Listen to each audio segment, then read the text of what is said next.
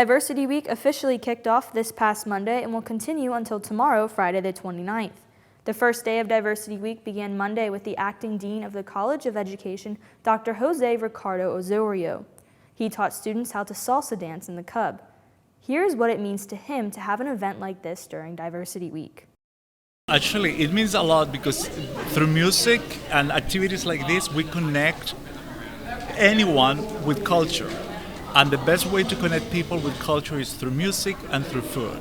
Who's going to argue against music? 6, 7, 8. Monday night concluded with student organizations in the Center for Global Education hosting an all-around-the-world event.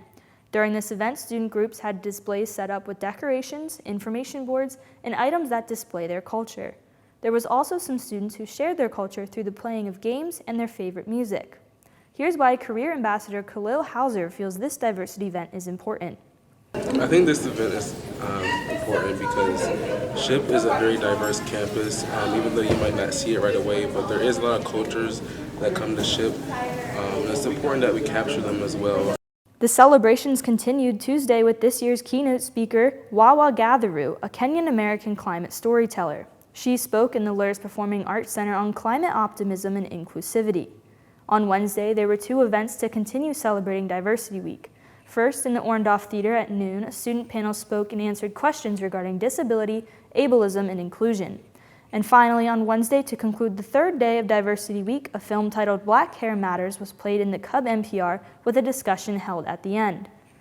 Earlier today, Shippensburg's Career Center and Dr. Manny Ruiz spoke on DEI in the workplace. Then at 5 o'clock, Dr. Allison Agnes held a political speed dating event. And finally, happening right now is a drag show performance in the Cub NPRC featuring Betty Whitecastle.